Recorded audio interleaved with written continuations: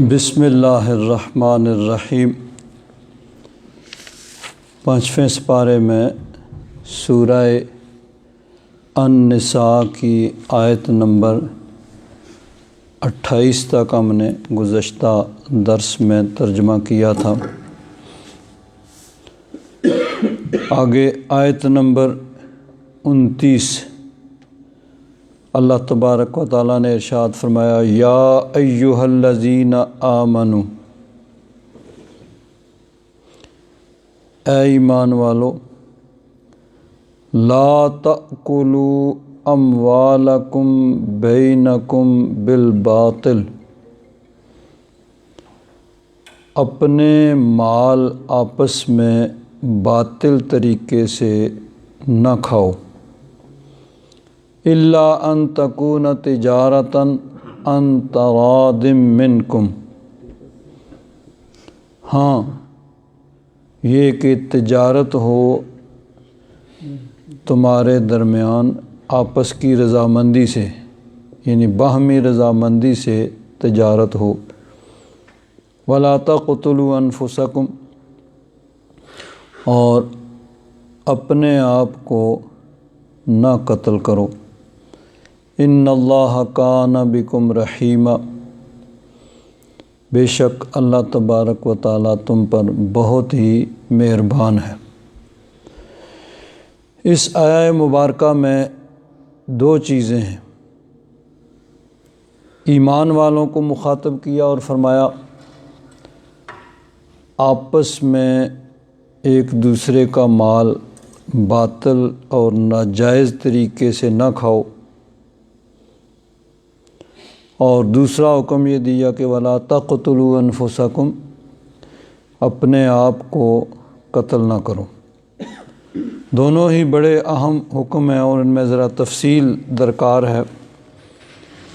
حضرت مفتی احمد یار خان صاحب نعیمی رحمۃ اللہ تعالیٰ علیہ اس آیت کی تفسیر کرتے ہوئے لکھتے ہیں، چونکہ مالی معاملات میں حرام سے بچنا بہت مشکل کام ہے، حلال کو اختیار کرنا اور حرام سے بچنا یہ مشکل کام ہے، اور اللہ تبارک و تعالیٰ مشکل احکام سناتے وقت پہلے مسلمانوں کو خطاب فرماتا ہے، یا ایھا الذین آمنوا، مسلمانوں کو خطاب کیا پھر حکم سنایا۔ نیز فرماتے ہیں کہ چونکہ اعمال پر ایمان مقدم ہے، پہلے ایمان ہے پھر اعمال ہیں، کہ کوئی بھی عمل آخرت میں فائدہ مند ہونے کے لیے ایمان بنیاد ہے۔ ایمان ہے تو کوئی بھی اچھا عمل ہے وہ آخرت میں فائدہ مند ہوگا، تھوڑا ہو زیادہ ہو جتنا بھی ہو وہ آخرت میں فائدہ مند ہوگا۔ اور اگر ایمان درست نہیں ہے تو پھر اعمال کی کوئی قدر و قیمت نہیں ہے۔ تو کسی بھی عمل کے لیے ایمان مقدم ہے، کہ ایمان ہو تو پھر اعمال فائدہ مند ہوں گے۔ اور دوسری چیز کہ حرام سے بچنے کا حکم صرف اللہ تبارک و تعالیٰ نے مسلمانوں کو دیا، مسلمانوں کو خطاب کیا کہ اے ایمان والو، تو اللہ تبارک و تعالیٰ نے مسلمانوں کو مخاطب کیا۔ کیوں؟ کفار وہ اعمال کے مخاطب اور مکلف نہیں ہیں، کہ آپ کسی کافر، وہ کسی بھی مطلب مذہب سے تعلق رکھتا ہو، مسلمان نہیں ہے، تو آپ اس کو یہ نہیں کہتے کہ بھئی رمضان شریف کا مہینہ ہے تم نے روزہ کیوں نہیں رکھا، نہیں، وہ مکلف نہیں ہے۔ یا اس کو یہ نہیں کہہ سکتے کوئی نماز کیوں نہیں پڑھتے، ہاں وہ مکلف یا پابند اس چیز کے ہیں کہ وہ ایمان لائیں، آپ ان کو ایمان کی ترغیب دیں، ان کو سمجھائیں بھئی دیکھو یہ دنیا ختم ہونے والی ہے، اس کے بعد انسان مرنے کے بعد بروز قیامت اللہ کی بارگاہ میں پیش ہوگا اور اللہ تعالیٰ کی بارگاہ میں پھر حساب کتاب ہوگا، جنت دوزخ کے فیصلے ہوں گے، اور اللہ تبارک و تعالیٰ کا فیصلہ ہے کہ دین حق جو حضرت آدم علیہ السلام سے چلا آ رہا ہے، وہ ہر دور میں انبیاء کرام اسی دین کی تبلیغ کرتے رہے۔ نبی کریم صلی اللہ علیہ وسلم کی تشریف آوری کے بعد پہلے سارے دین جو ہیں وہ منسوخ ہو گئے، اب نبی کریم صلی اللہ علیہ وسلم کا دین، دین اسلام ہی یہ نجات کا ذریعہ ہے، اور جو اس پر عمل کرے گا، اس کے مطابق عقیدہ رکھے گا، وہی نجات یافتہ ہوگا۔ تو اس طرح غیر مسلم کافر کسی بھی مذہب سے تعلق رکھتا ہو، اس کو اسلام کی ترغیب دی جا سکتی ہے، تبلیغ کی جا سکتی ہے۔ جب وہ ایمان قبول کر لے گا تو اس کے بعد پھر مکلف ہوگا، ہاں پھر اس کو کہا جائے گا ہاں بھائی تم نے 5 وقت نماز پڑھنی ہے، رمضان شریف کے روزے رکھنے ہیں، ہر سال باقاعدگی سے زکوٰۃ دینی ہے، صاحب استطاعت ہو تو حج کرنا ہے، یہ کرنا ہے، یہ نہیں کرنا ہے، سارے جائز ناجائز جتنے بھی احکام ہیں وہ بعد میں ہیں۔ تو کسی بھی کافر کو یہ نہیں کہا جائے گا کہ تو نماز کیوں نہیں پڑھتا، تو روزہ کیوں نہیں رکھتا، رمضان شریف کا مہینہ ہے تو دن کو کھا رہا ہے، نہیں، وہ احکام شرعیہ کے مکلف اور پابند نہیں ہیں۔ وہ ان کو پہلے اس چیز کی ترغیب دی جائے گی کہ وہ ایمان قبول کریں، پھر ایمان جب قبول کر لیں گے تو اس کے بعد پھر وہ مکلف ہوں گے اور احکام شرعیہ ان پہ لاگو ہوں گے۔ تو کفار وہ مخاطب نہیں ہیں احکام شرعیہ اور اعمال کے۔ تو یہ اللہ تبارک و تعالیٰ نے پہلے ایمان والوں کو خطاب کیا، اور ایمان والوں کو خطاب کرنے کے بعد پھر حکم دیا کہ لا تأکلوا اموالکم بینکم بالباطل، کہ اپنے مال یعنی آپس میں ایک دوسرے کا مال باطل طریقے سے نہ کھاؤ۔ اب باطل کیا ہے؟ باطل کا لفظی معنی ہے مٹنا اور ختم ہو جانا۔ اسی لیے ایک حدیث پاک میں ہے کہ اللہ تبارک و تعالیٰ کے علاوہ ہر چیز باطل ہے، یعنی ہر چیز نے مٹ جانا، ختم ہو جانا، اللہ تبارک و تعالیٰ کی ذات باقی رہنے والی ہے۔ تو باطل مٹنے والا، تو ہر ناجائز طریقے سے جو مال حاصل کیا جائے اس کے لیے فرمایا باطل، کہ یہ مٹنے والا ہے، اس کے اندر برکت نہیں ہوگی۔ تو یہاں باطل سے تمام ناجائز طریقے، جس بھی ناجائز حرام طریقے سے جو بھی مال حاصل کیا جائے گا وہ باطل میں آ جائے گا۔ تو اللہ تبارک و تعالیٰ نے فرمایا کہ نہ کھاؤ آپس میں ایک دوسرے کے مال باطل، یعنی ناجائز طریقے سے۔ اب ناجائز میں سود آ جاتا ہے، باطل میں، کہ کسی کو مثلاً 1000 یورو قرض دیا ہے اور 1100 واپس لیا ہے، اب یہ 100 جو اوپر لیا ہے یہ باطل ہے، ناجائز ہے۔ اسی طرح کوئی کام، مثلاً کوئی سرکاری ملازم ہے، کوئی آدمی اس کے پاس اپنا جائز کام کروانے کے لیے جاتا ہے، وہ کہتا ہے اتنے دو گے تب ہوگا، یعنی اس کی ذمہ داری اور ڈیوٹی ہے جس چیز کی وہ تنخواہ لیتا ہے کہ وہ کام کرے، لیکن اس کے باوجود وہ کہتا ہے نہیں اتنے لگیں گے۔ تو اب یہ جو مانگ رہا ہے یہ رشوت ہے اور یہ ناجائز اور حرام ہے۔ تو جو بھی طریقہ ہے، جس بھی طریقے سے ناجائز طریقے سے، مثلاً جھوٹ بول کے کسی کا مال لے لیا، فراڈ کر کے کسی کا مال لے لیا، ملاوٹ کر کے جو کسی کا مال لے لیا، اور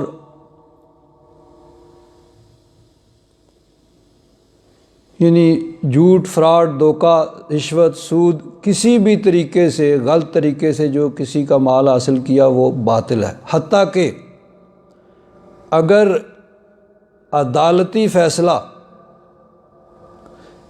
کسی نے کروا لیا اپنے حق میں، جانتا ہے کہ وہ اس کے لیے وہ جائز اور درست نہیں ہے، اس کے باوجود اس کے حق میں اس نے کسی طریقے سے ناجائز اور غلط طریقے سے اس نے عدالتی فیصلہ بھی کرا لیا، تو عدالتی فیصلے سے بھی وہ چیز اس کے لیے جائز نہیں ہو جائے گی۔ نبی کریم صلی اللہ علیہ وسلم کے پاس مقدمات آتے تو نبی کریم صلی اللہ علیہ وسلم کو اللہ تبارک و تعالیٰ نے علوم غیبیہ کے خزانے عطا فرمائے۔ حضور نبی کریم صلی اللہ علیہ وسلم اشیاء کے باطن کو بھی جانتے ہیں، لیکن نبی کریم صلی اللہ علیہ وسلم ہمیشہ ظاہر کو مد نظر رکھ کے فیصلہ فرماتے تھے کہ قیامت تک کے لیے یہی ایک اصول مقرر ہے کہ قاضی بے شک اس کے علم میں ہو کہ واقعہ ایسے ہوا ہے، وہ اپنے علم کے مطابق فیصلہ نہیں کر سکتا، وہ ثبوتوں اور گواہوں کی بنا پہ فیصلہ کرے گا کہ جو ثبوت اس کے سامنے پیش کیے جائیں گے اور جس طرح کی گواہی اس کے سامنے پیش کی جائے گی اس طرح وہ فیصلہ کرے گا۔ اپنے علم کے مطابق قاضی فیصلہ نہیں کرے گا کہ مجھے علم ہے کہ یہ واقعہ یوں ہوا ہے۔ تو نبی کریم صلی اللہ علیہ وسلم کا طریقہ مبارکہ یہی تھا کہ آپ کے پاس مقدمات پیش کیے جاتے تو آپ ان کو سنتے، ان کے ثبوتوں کو دیکھتے، گواہوں کو دیکھتے اور اس کے مطابق پھر فیصلہ فرماتے۔ لیکن فرمایا کہ تم میں سے کوئی آدمی بڑا چتر زبان ہوتا ہے، اپنی بات کو گھما پھرا کے بڑے اچھے طریقے سے وہ پیش کر سکتا ہے، اور کوئی آدمی وہ بات اپنی اچھی طریقے سے نہیں پیش کر سکتا۔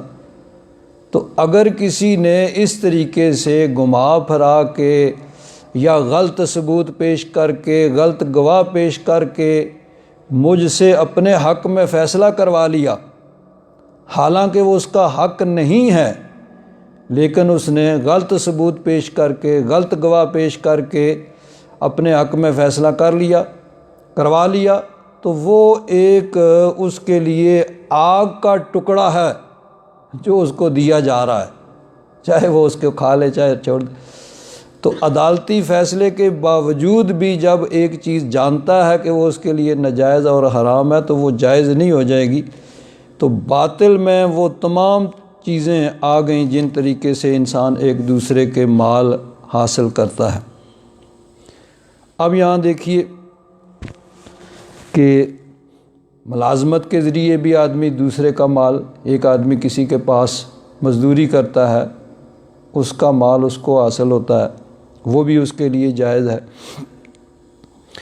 لیکن چونکہ عام طور پر یہی ہوتا ہے کہ جب آدمی تجارت کرتے ہیں، ایک آدمی رقم دیتا ہے، ادھر سے چیز لیتا ہے، تو ایک دوسرے کی چیز وہ تجارت کے ذریعے لی جاتی ہے، تو اس لیے تجارت کا ذکر کیا۔ مقصد یہ ہے کہ جائز طریقے جو ہیں وہ جو شریعت نے جن طریقوں کو جائز کیا ہے، اب اسی طرح ہبہ میں بھی ہو جاتا ہے کہ ایک آدمی اپنا مال کسی کو بغیر کسی عوض کے دے دیتا ہے، کسی کو تحفہ دیتا ہے، کسی کو وہ نذرانہ پیش کرتا ہے، تو یہ چیزیں بھی ایک آدمی کا مال ہوتا ہے وہ دوسرے، تو یہ جائز طریقے ہیں۔ اسی طرح وراثت میں ایک کا مال دوسرے کی طرف منتقل ہوتا ہے، تو یہ جائز طریقے ہیں۔ لیکن بیان صرف تجارت کو کیا کہ عام طور پر تجارت کے ذریعے ایک آدمی کا مال دوسرے کی طرف جاتا ہے۔ تو تجارت کے اندر فرمایا کہ الا ان تکون تجارتا عن تراض منکم، ہاں یہ کہ تمہاری آپس کی باہمی رضامندی سے تجارت ہو، تو جب دونوں فریق رضامند ہوں تو اگر اس میں قیمت میں تھوڑی بہتی یعنی کمی بیشی بھی ہوگی تو دونوں جب ایگری ہیں، دونوں کی رضامندی ہے تو وہ درست ہوگی۔ لیکن تاجر کے لیے بھی یہ جائز نہیں ہے کہ وہ قیمت اتنی زیادہ لے کہ جو عام روٹین سے بہت زیادہ بڑھ کے ہو۔ اب جس طرح مثلا پاکستان میں جاتے ہیں تو کوئی چیز مثلا اس کی عام بازار میں قیمت 1000 روپیہ، تو آپ اس دکان والے کے پاس جائیں گے تو وہ اتنی زیادہ مانگے گا، مثلا کہے گا 2000 بھائی۔ اب جو تو جاننے والا ہے، جو روزانہ کا جن کا معمول ہے، وہ کہے گا بھائی 500۔ اب وہ 2000 مانگے گا، وہ 500 سے شروع کرے گا، تو چلو 1100 پہ وہ ان کا آپس میں سودا ہو جائے گا۔ اور ہم جیسے سادے آدمی جب وہ 2000 کی سنیں گے تو وہ 1500 کہتے ہوئے شرمائیں گے، بھائی 2000 مانگ رہا ہے تو میں 1500 کہیں، تو وہ اس کو کہیں گے چلو بھائی 1800 لے لے گا۔ آپ صوفی صاحب آدمی ہیں، مولوی آدمی ہیں، تو چلو آپ سے میں چلو تھوڑا سا 1900 لے لیتا ہوں۔ تو اس طرح مطلب ہے کہ وہ مہربانی بھی کریں گے اور چیز 1000 کی وہ 2000 کے قریب دیں گے۔ تو یہ چیز جو ہے یہ تاجروں کے لیے بھی درست نہیں ہے۔ عام جس طرح جو ایک معمول ہوتا ہے اس کے مطابق وہ نفع لے لیتے ہیں۔ بہرحال تجارت کے ذریعے سے ایک دوسرے کا مال، یعنی ایک آدمی مال دیتا ہے، دوسرا آگے سامان دیتا ہے، تو اس طریقے سے یہ ایک جائز طریقہ ہے۔ تو جتنے بھی ناجائز طریقے ہیں وہ باطل کے اندر آ گئے اور وہ حرام ہیں، اور حرام جو ہے وہ اللہ تبارک و تعالیٰ نے اس سے منع فرمایا ہے۔ اللہ تبارک و تعالیٰ نے ناجائز اور حرام طریقے سے دوسرے کے مال کو کھانے سے منع فرمایا۔ حدیث پاک میں حضرت ابو ہریرہ رضی اللہ تعالیٰ عنہ سے مروی ہے، رسول اللہ صلی اللہ تعالیٰ علیہ وسلم نے ارشاد فرمایا کہ اے لوگو، یا ایھا الناس ان اللہ طیب ولا یقبل الا طیب۔ اللہ تبارک و تعالیٰ کی ذات طیب اور پاک ہے، اور وہ صرف پاک مال ہی قبول فرماتا ہے، یعنی جب اس کی راہ میں بھی خرچ کیا جائے تو طاہر، پاک، حلال وہی اس کی بارگاہ میں قبول ہوتا ہے۔ اور بے شک اللہ تبارک و تعالیٰ نے مسلمانوں کو اسی چیز کا حکم دیا ہے جس کا اپنے رسولوں کو حکم دیا ہے۔ آگے پھر نبی کریم صلی اللہ علیہ وسلم نے اس آیہ مبارکہ کا تلاوت کی، یہ آیت پڑھی، یا ایھا الرسل، اے رسولو، اے میرے رسولو، اے میرے نبیو، کلوا من الطیبات، پاکیزہ، طیب، حلال، جائز وہ چیزیں کھاؤ، وَاعْمَلُوا صالحا، اور نیک عمل کرو، انی بما تعملون علیم، بے شک میں تمہارے اعمال کو جانتا ہوں۔ اور دوسری آیہ مبارکہ نبی کریم صلی اللہ علیہ وسلم نے پڑھی، اللہ تعالیٰ ارشاد فرماتا ہے، یا ایھا الذین آمنوا کلوا من طیبات ما رزقناکم، کہ اے ایمان والو جو حلال طیب رزق ہم نے تمہیں دیا ہے اس میں سے کھاؤ۔ تو نبی کریم صلی اللہ علیہ وسلم نے ارشاد فرمایا کہ اللہ تبارک و تعالیٰ طیب ہے، پاک ہے، اور وہ صرف طیب، حلال اور پاک ہی اس کو قبول فرماتا ہے۔ اور اللہ تبارک و تعالیٰ نے مسلمانوں کو اسی چیز کا حکم دیا ہے جس کا رسولوں کو حکم دیا، اور رسولوں کو کیا حکم دیا ہے؟ کلوا من الطیبات، حلال جائز وہ مال چیزیں کھاؤ، اور مسلمانوں کو بھی فرمایا کلوا من طیبات ما رزقناکم۔ پھر نبی کریم صلی اللہ علیہ وسلم نے فرمایا، ایک شخص دور دراز کا سفر کر کے آتا ہے، بال بکھرے ہوئے ہیں، غبار آلود ہے، اور وہ آسمان کی طرف ہاتھ پھیلا کر اللہ کی بارگاہ میں دعا کرتا ہے، اے میرے رب، اے میرے رب، حالانکہ اس کا کھانا حرام ہے، اس کا پینا حرام ہے، اس کا لباس حرام سے ہوتا ہے، اس کی غذا حرام ہے، تو پھر اس کی دعا کیسے قبول ہوگی؟ تو دعا مانگتا ہے، سفر اس نے لمبا کیا ہے، بال بکھرے ہوئے ہیں، غبار آلود، ہاتھ پھیلا کے دعا کرتا ہے، لیکن جب اس کا کھانا حرام ہے، اس کا پینا حرام ہے، اس کا لباس حرام ہے، اس کی غذا حرام ہے، تو پھر اس کی دعا کیسے قبول ہوگی؟ تو اللہ تبارک و تعالیٰ نے حلال، جائز، طیب اس کو کھانے کا حکم دیا، حرام سے منع کیا۔ اب دیکھیے احادیث مبارکہ میں ایک حدیث پاک میں آتا ہے کہ حضرت داؤد علیہ السلام ایک دن روزے سے تھے، افطاری کے وقت پینے کے لیے دودھ لایا گیا۔ انہوں نے اس دودھ لانے والے سے پوچھا تمہارے پاس یہ دودھ کہاں سے آیا ہے؟ کہا یہ ہماری بکریوں کا دودھ ہے۔ آپ نے پوچھا اس کی قیمت کہاں سے آئی؟ انہوں نے کہا اے اللہ کے نبی آپ یہ سوال کیوں کر رہے ہیں؟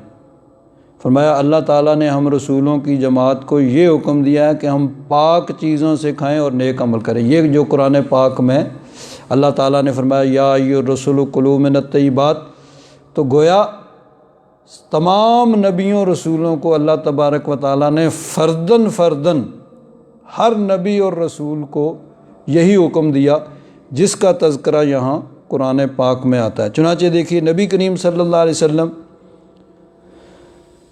ایک مرتبہ روزے سے ہیں تو ایک صحابیہ ہیں عبداللہ بنت شداد بن اوس، وہ فرماتی ہیں کہ افطار کے وقت ایک پیالہ دودھ کا میں نے حضور کی بارگاہ میں بھیجا، اور وہ دن بڑا شدید گرمی کا دن تھا۔ نبی کریم صلی اللہ علیہ وسلم نے وہ پیالہ واپس کر دیا اور پوچھا جس بکری کا یہ دودھ ہے وہ بکری کہاں سے آئی ہے؟ میں نے کہا اپنے مال سے خریدی ہے۔ تب آپ نے وہ دودھ پیا۔ فرماتی ہیں دوسرے دن حضور کی بارگاہ میں آئیں اور عرض کیا یا رسول اللہ وہ بڑا گرمی کا دن تھا، آپ نے روزہ رکھا تھا اور میں نے دودھ بھیجا اور آپ نے واپس کر دیا تھا۔ تو نبی کریم صلی اللہ علیہ وسلم نے ارشاد فرمایا اللہ تبارک و تعالیٰ نے رسولوں کو اسی چیز کا حکم دیا ہے۔ یہ جو حضرت داؤد علیہ السلام نے بھی یہی فرمایا اور نبی کریم صلی اللہ علیہ وسلم نے بھی یہی فرمایا کہ یا ایھا الرسول کلوا من الطیبات واعملوا صالحا، کہ اللہ تبارک و تعالیٰ نے رسولوں کو یہی حکم دیا ہے کہ وہ طیب اور پاک چیزیں کھائیں اور نیک اعمال کریں۔ حضرت ابو ہریرہ رضی اللہ تعالیٰ عنہ فرماتے ہیں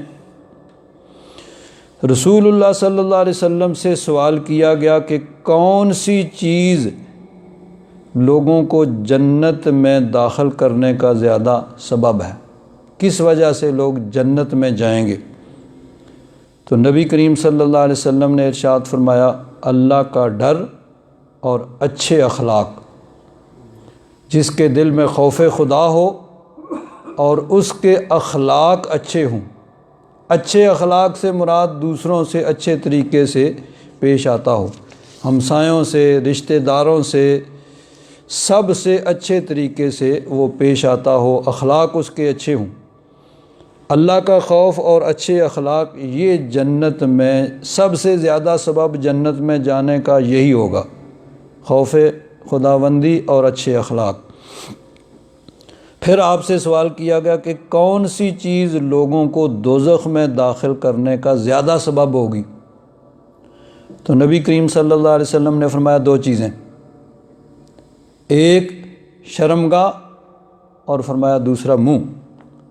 شرمگاہ یعنی آدمی ناجائز اور حرام کام کرتا ہے۔ اللہ تبارک و تعالیٰ نے ہر انسان مرد ہو یا عورت اس میں شہوت کا جذبہ رکھا ہے، اور اس جذبے کو تسکین دینے کے لیے اللہ تعالیٰ نے ایک جائز طریقہ بھی بیان فرما دیا کہ یہ جائز طریقہ ہے، نکاح کے ذریعے سے تم اپنے اس یعنی جذبے کو تسکین دے سکتے ہو جو تمہارے اندر شہوت کا رکھا گیا ہے۔ اور اس کے علاوہ جو باقی ناجائز اور حرام طریقے سے اپنی شہوت کے جذبے کو تسکین دے گا، تو فرمایا کہ یہ سب سے زیادہ جہنم میں جانے کا سبب ایک تو ہوگی شرمگاہ، یعنی اس کا ناجائز استعمال کہ اللہ تبارک و تعالیٰ کے منع کیے ہوئے طریقے کے مطابق وہ اپنی شہوت کے جذبے کو تسکین دیتا ہے، اور دوسرا منہ۔ اب اس کے بھی دو معنی ہیں، ایک ہے انسان کی زبان کہ انسان زبان سے دوسروں کو تکلیف پہنچاتا ہے، کسی کو گالی دی، کسی کو برا بھلا کہا، کسی کو تکلیف پہنچائی زبان سے، اور دوسرا معنی ہے کہ منہ سے آدمی حرام چیز کھاتا ہے، ناجائز جو اس کے لیے جائز نہیں ہے۔ تو یہ زبان سے کسی کو تکلیف پہنچانا یا حرام چیز کا لقمہ جو ہے منہ کے ذریعے جسم کے اندر جائے تو فرمایا کہ یہ جہنم میں سب سے زیادہ جو ہے وہ داخل کرنے کا سبب ہوگا، اس کے ذریعے سے انسان جہنم میں زیادہ جائیں گے۔ ایک حدیث پاک میں نبی کریم صلی اللہ علیہ وسلم نے ارشاد فرمایا کہ جو گوشت اور خون حرام کے ذریعے سے پیدا ہوتا ہے وہ جہنم میں جانے کا زیادہ سبب ہے۔ یعنی حرام کھاتا ہے تو ظاہر کہ اللہ اس سے اس کے جسم کی پرورش ہوتی ہے، اسی سے خون بنتی ہے، انسان کے خوراک سے ہی خون بنتا ہے، اسی سے جسم کی پرورش ہوتی ہے۔ تو جو حرام، یعنی فرمایا کہ جس کی پرورش حرام سے ہوگی، ایسے مال سے جس کی پرورش ہوئی، ایسے مال سے جسم کی پرورش اور خون بنا جو لوگوں کا حق مار کے ان کو نقصان پہنچا کے حاصل کی، یعنی حرام طریقے سے حاصل کیا تھا، تو وہ جنت میں نہیں جائے گا۔ حضرت ابو ہریرہ رضی اللہ تعالیٰ عنہ فرماتے ہیں نبی کریم صلی اللہ علیہ وسلم نے ارشاد فرمایا اگر تم میں سے کوئی شخص اپنے منہ میں مٹی ڈال لے تو وہ اس سے بہتر ہے کہ وہ اپنے منہ میں اس چیز کو ڈالے جس کو اللہ تبارک و تعالیٰ نے حرام اور ممنوع قرار دیا ہے۔ تو اللہ تبارک و تعالیٰ نے حلال کا حکم دیا اور حرام سے منع فرمایا، اور قرآن پاک کے کئی مقامات پہ اللہ تبارک و تعالیٰ نے اس چیز کا حکم دیا ہے۔ اللہ تبارک و تعالیٰ نے ارشاد فرمایا یا ایھا الذین آمنوا کلوا من طیبات ما رزقناکم، ان پاکیزہ رزق میں سے کھاؤ جو ہم نے تمہیں دیا ہے، واشکروا للہ ان کنتم ایاہ تعبدون۔ ایک جگہ ارشاد فرمایا یا ایھا الناس، اے لوگو، کلوا مما فی الارض حلالا طیبا، کہ زمین میں جو حلال اور طیب ہے وہ کھاؤ، ولا تتبعوا خطوات الشیطان، اور شیطان کے پیچھے نہ چلو۔ اب ذرا غور کیجیے، ایک بڑی اہم بات ہے۔ ایک حدیث پاک میں آتا ہے الا ان فی الجسد مضغۃ، فرمایا دھیان سے غور سے سنو، جسم کے اندر ایک گوشت کا ٹکڑا ہے، اذا صلحت صلح الجسد کلہ، کہ جب وہ ٹکڑا گوشت کا درست ہو جائے گا تو سارا جسم درست ہو جائے گا، وَإِذَا فَسَدَتْ فَسَدَ الْجَسَدُ كُلُّهُ، اور جب وہ بگڑ جائے گا تو سارا جسم بگڑ جائے گا۔ اور یہ بات مادی دنیا میں بھی مشاہدہ ہوتا ہے کہ انسان کو اگر کوئی اور بیماریاں ہوں، دل ٹھیک ہو تو انسان چلتا رہتا ہے، اور کوئی بیماری نہ ہو، دل بگڑ جائے، دل بند ہو جائے، دل کام کرنا ختم کر دے تو باقی سارا جسم ٹھیک ہو، کچھ نہیں۔ فرمایا الا وہی القلب، سن لو یہ دل ہے۔ تو ایک تو ہے دنیاوی اعتبار سے، مادی اعتبار سے، کہ دل جو ہے یہ بادشاہ ہے، دل گیا تو سب کچھ ختم، اور باقی چاہے کوئی چھوٹی موٹی بیماریاں ہو، دل ٹھیک ہو تو انسان چلتا رہتا ہے۔ اور ایک ہے روحانی طور پر، کہ جب سب سے پہلے انسان کے دل میں کوئی خیال پیدا ہوتا ہے، دل آگے دماغ کو پھر میسج کرتا ہے، وہ اس سے سارے پروگرام بنتے ہیں۔ تو دل ہے، دل اگر ٹھیک ہو جائے تو سارا کچھ ٹھیک، اور دل بگڑ گیا تو سارا کچھ بگڑ گیا۔ اور دل کا کیا ہوتا ہے؟ اکل الحرام یمیت قلبک، حرام کا کھانا دل کو مار دیتا ہے۔ ایک تو ہے نا ظاہری بیماری، اور ایک ہے روحانی بیماری دل کی، کہ جب حرام کھاتے ہیں تو دل مردہ ہو جاتا ہے۔ وَأَكْلُ الْحَلَالِ يُحْيِيهِ، یہ حضرت غوث اعظم رضی اللہ تعالیٰ عنہ کا فرمان ہے کہ حرام کھانا دل کو مار دیتا ہے اور حلال کھانا دل کو زندہ کرتا ہے۔ تو دل ہی سارا کچھ ہے، دل ٹھیک ہے تو سارا کچھ ٹھیک، دل بگڑ گیا تو سارا کچھ بگڑ گیا۔ حرام کھانے سے دل مردہ اور حلال کھانے سے دل زندہ ہوتا ہے۔ چنانچہ حضرت ابراہیم بن ادم رحمۃ اللہ تعالیٰ علیہ بہت بڑے بزرگ گزرے ہیں، اور یہ بزرگ حضرت امام اعظم ابو حنیفہ رحمۃ اللہ تعالیٰ علیہ کی بارگاہ میں بہت عرصہ تک رہے، اور حضرت جنید بغدادی رحمۃ اللہ تعالیٰ علیہ فرماتے ہیں کہ حضرت ابراہیم بن ادم ان کو تمام علوم وہ حاصل تھے جو ایک ولی کامل کو ہونے چاہیے۔ حضرت ابراہیم بن ادم آپ بادشاہ وقت تھے، بادشاہ وقت تھے، بڑا محل تھا، محل کے اندر رہتے تھے۔ ایک مرتبہ رات کو دیکھا کہ کوئی آدمی محل کے چھت پہ آواز آ رہی، کوئی بھاگ رہا ہے ادھر ادھر۔ آپ نے پوچھا بھائی دیکھو کون ہے یہ محل کے چھت کے اوپر؟ اس کو پکڑ کے لایا گیا، فرمایا کیا بات ہے تو محل کے اوپر کیوں بھاگ؟ اس نے کہا میں اپنے اونٹ ڈھونڈ رہا ہوں۔ آپ نے فرمایا بھائی تمہارے اونٹ گم ہو گئے تو جنگل میں جا کے ڈھونڈو، میرے محل کے چھت پہ کہاں سے آ گئے؟ اس نے کہا کہ اگر محل کی چھت پہ اونٹ نہیں مل سکتے تو اس نرم و نازک بستر پہ لیٹ کے اللہ بھی نہیں مل سکتا۔ دل پہ ایک چوٹ لگی، وہ بات تو اس کی درست ہے، یعنی بادشاہ وقت ہے لیکن دل کے اندر ایک تڑپ تھی رب تک پہنچنے کی۔ تو اللہ تعالیٰ نے ایک سبب بنایا، اس نے کہا کہ اگر یہاں محل میں اونٹ نہیں مل سکتے تو یہاں اس نظم و نازک بستر پہ لیٹ کے پھر اللہ تک بھی نہیں پہنچا جا سکتا، اس کے لیے بھی پھر مشقت اٹھانی پڑے گی۔ پھر ایک اور واقعہ ہوا، آپ کی کوئی غلام یا باندی تھی، اس کو کہا بھئی میرے لیے مسند تیار کرو، بستر تیار کرو۔ بستر بچھایا گیا، اوپر پھول بچھائے گئے۔ اس نے کہا بادشاہ سلامت تو ابھی آ رہے ہیں، میں تھوڑا سا ذرا لیٹ کے دیکھوں کیا اس میں لطف ہے۔ وہ غلام تھا یا باندی تھا، اس بستر پہ لیٹ گیا۔ ادھر سے حضرت ابراہیم بن ادم بادشاہ وقت تھے، وہ آ گئے، دیکھا وہ لیٹا ہوا، ڈنڈا پکڑ لیا کہ بستر میرا، تو تیرا کام صرف بچھانا تھا۔ اس کو خوب مارا پیٹا۔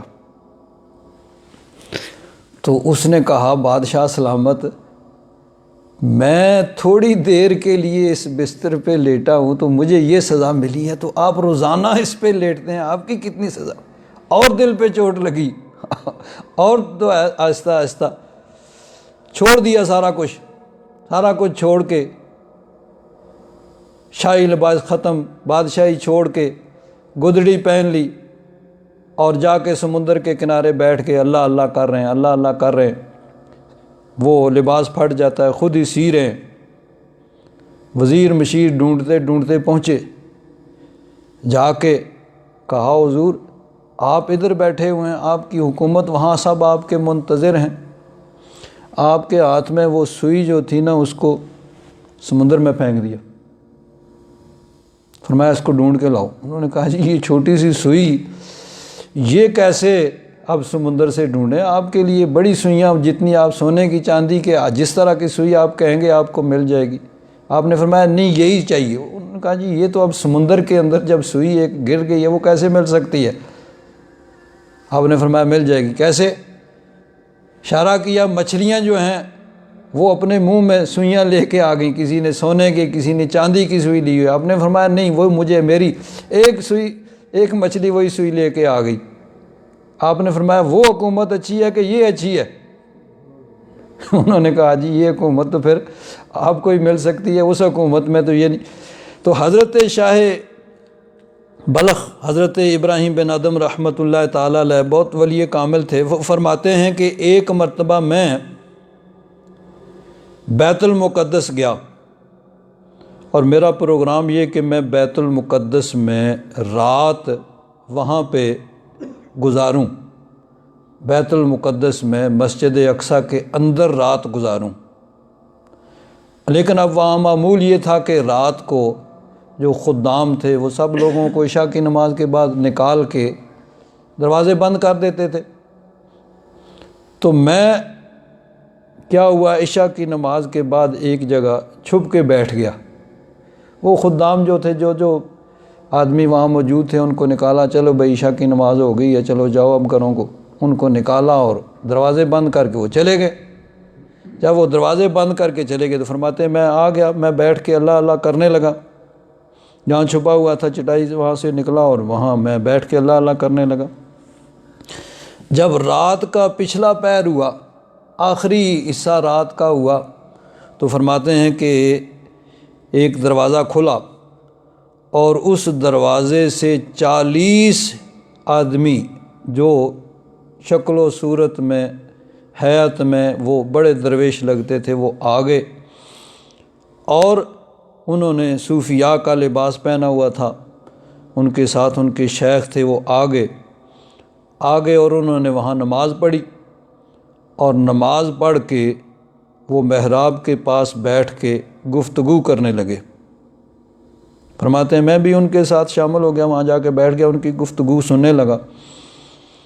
تو دوران گفتگو ان 40 میں سے ایک نے اپنے شیخ سے کہا کہ آج رات بیت المقدس میں ایک ایسا آدمی بھی ہے جو ہماری جماعت میں سے نہیں ہے، یعنی وہ کوئی وقت کے ولی اقطاب کوئی ہوں گے، کتب ہوں گے۔ تو انہوں نے کہا کہ ایک آدمی ایسا بھی ہے جو ہمارے جماعت میں سے نہیں ہے۔ تو ان کے شیخ جو تھے وہ فرمانے لگے کہ ہاں، ایک شخص آج یہاں بیت المقدس کے اندر موجود ہے، اور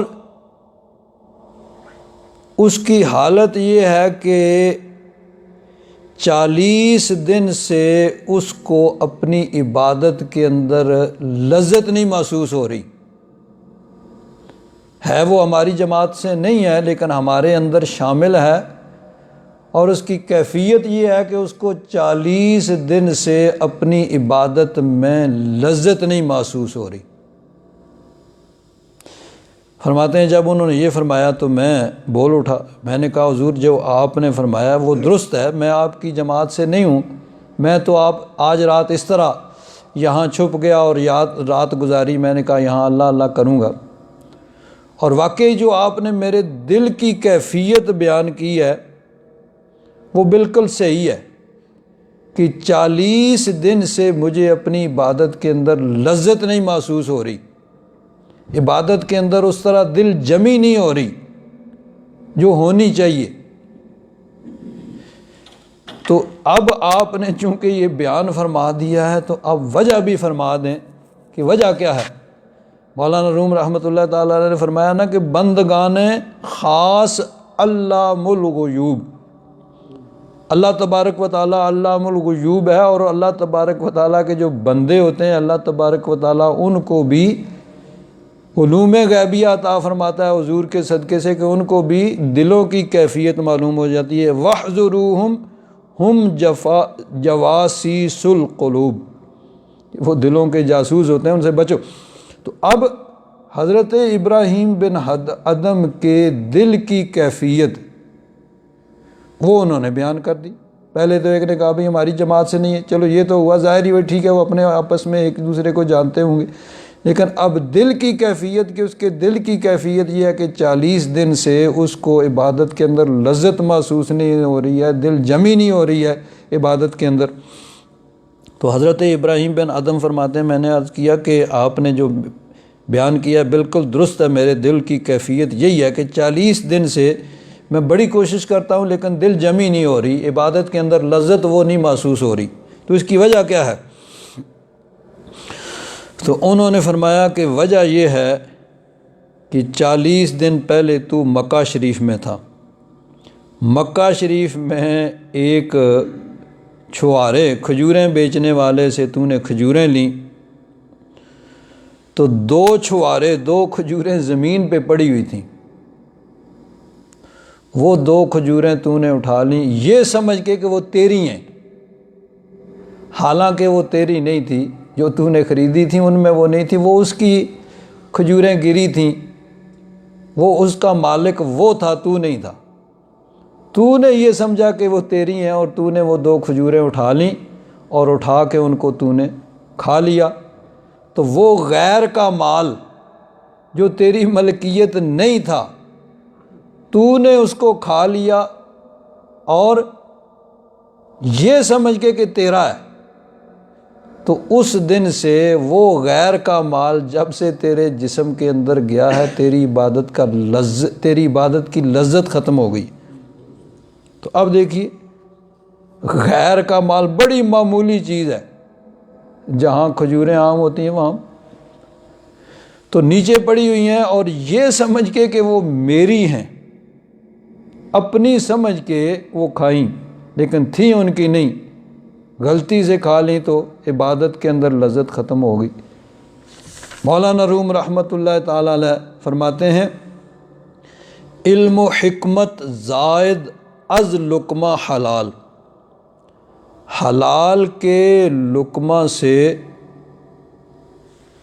علم و حکمت بڑھتا ہے، عشق و رقت زائد از لقمہ حلال، اور حلال کے لقمہ سے عشق بڑھتا ہے، رقت بڑھتی ہے، عبادت کے اندر انسان کو لذت محسوس ہوتی ہے، دل جمی ہوتی ہے۔ چونز لقمہ تو حسد بینی دوام، جہل و غفلت زائد آرا داں حرام۔ تو جب تو دیکھے نا کہ حسد پیدا ہو رہا ہے، دل برائی کی طرف مائل ہو رہا ہے، جہالت پیدا ہو رہی ہے، غفلت پیدا ہو رہی ہے، تو پھر تو سمجھ لے کہ تیرا کھانا جو ہے وہ حلال نہیں ہے۔ اور فرماتے ہیں لقمہ کا نور افزود و کمال آں بود آوردہ از کسب حلال، کہ جس لقمے سے نور پیدا ہو، کمال پیدا ہو، وہ حلال ہے۔ اور فرماتے ہیں زائد از لقمہ حلال اندر دہاں، میل خدمت از میں رفتن آ جہاں، کہ حلال کی روزی سے انسان کے اندر جذبہ عبادت پیدا ہوتا ہے، عبادت کا جذبہ دل کے اندر پیدا ہوتا ہے، اور دنیا کی بے ثباتی انسان کی، یہ دنیا ناپائیدار ہے، ختم ہونے والی ہے، تو دنیا کی ناپائیداری بے ثباتی جب دل میں آئے اور خدمت کا، نیکی کا جذبہ پیدا ہو، تو یہ رزق حلال سے آتا ہے۔ اور رزق حرام سے کیا ہوتا ہے کہ 2 انہوں نے صرف چھوارے، وہ بھی اپنے سمجھ کے، یعنی یہ سمجھ کے نہیں کہ وہ اس کے ہیں اور کسی زبردستی یا چوری یا یعنی انہوں نے لے لیے ہوں، بلکہ غلطی سے انہوں نے سمجھا کہ اپنے ہیں، اپنے سمجھ کے انہوں نے لے لیے، تو اس کا نتیجہ کیا نکلا کہ عبادت کے اندر لذت ختم ہو گئی ہے۔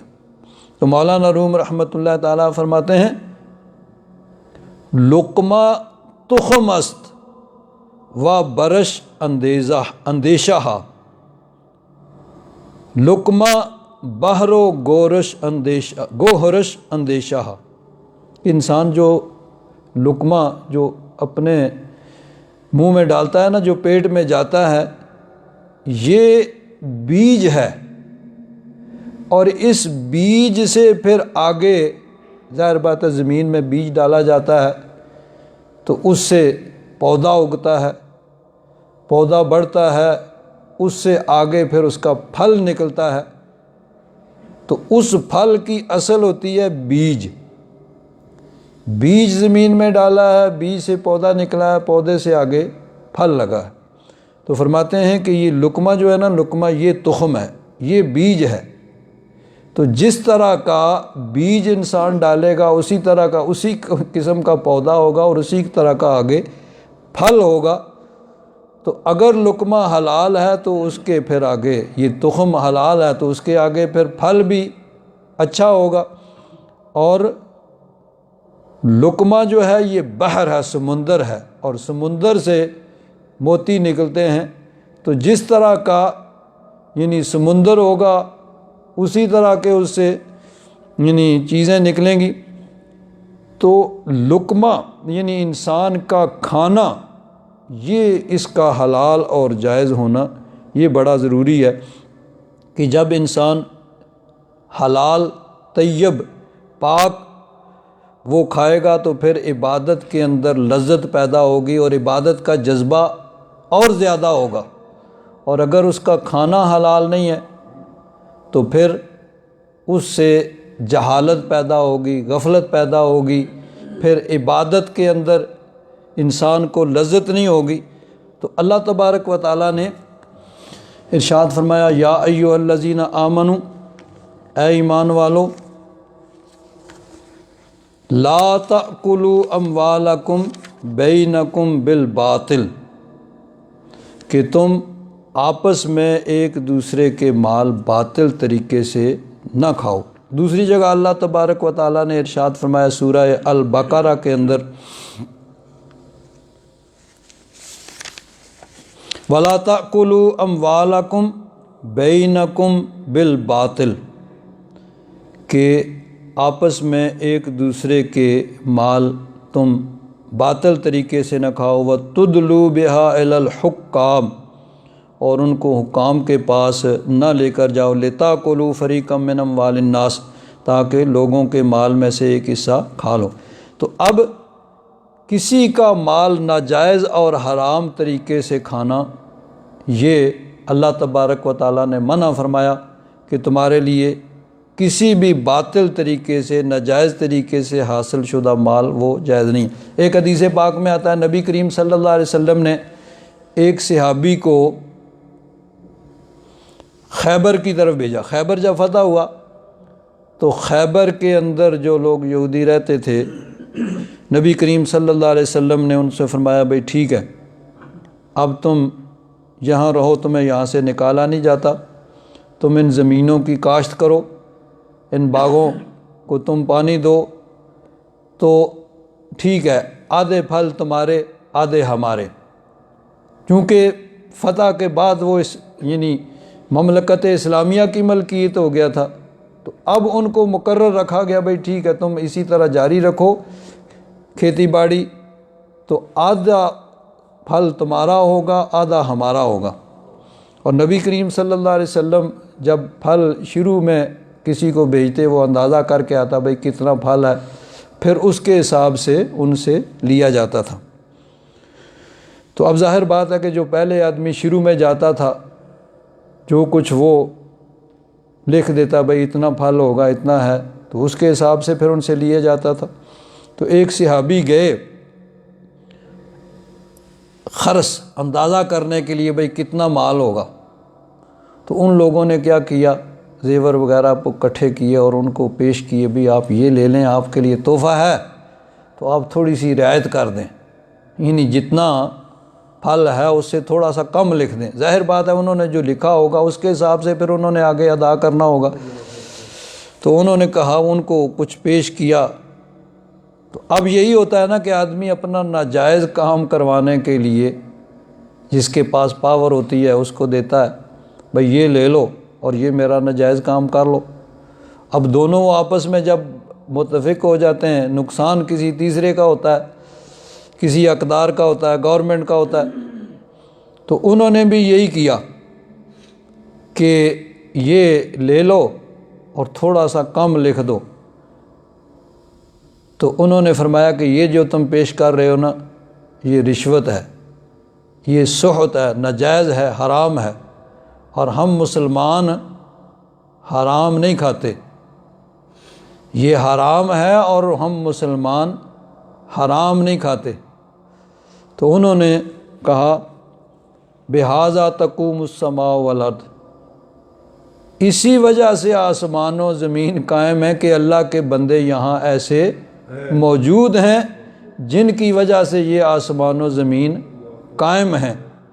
تو کسی کا کسی بھی ناجائز طریقے سے جو انسان مال حاصل کرتا ہے وہ بظاہر تو اس کو اچھا معلوم ہوتا ہے، لیکن وہ اس کے لیے دنیا میں دل کی موت کا سبب بنتا ہے کہ دل مر جاتا ہے، عبادت کا جذبہ ختم ہو جاتا ہے، جہالت پیدا ہوتی ہے، غفلت پیدا ہوتی ہے، اور آخرت میں اس کے لیے وہ جہنم جانے کا سبب بنے گا۔ رزق حلال چاہے کم ہو تھوڑا ہو، حلال اور جائز اور طیب ہو، تو اس سے انسان کے اندر عبادت کا جذبہ پیدا ہوتا ہے، عبادت کے اندر لذت ہوتی ہے، اور آخرت میں وہ انسان کی نجات اور بخشش کا ذریعہ ہوگا۔ الحمدللہ رب العالمین والصلاة والسلام علی حبیبہ سیدنا و مولانا محمد وعلی آلہ واصحابہ اجمعین۔ اللہم ربنا تقبل منا انک انت السمیع العلیم وتب علینا یا مولانا انک انت التواب الرحیم۔ صلی اللہ تعالی علی حبیبہ سیدنا و مولانا محمد وعلی آلہ واصحابہ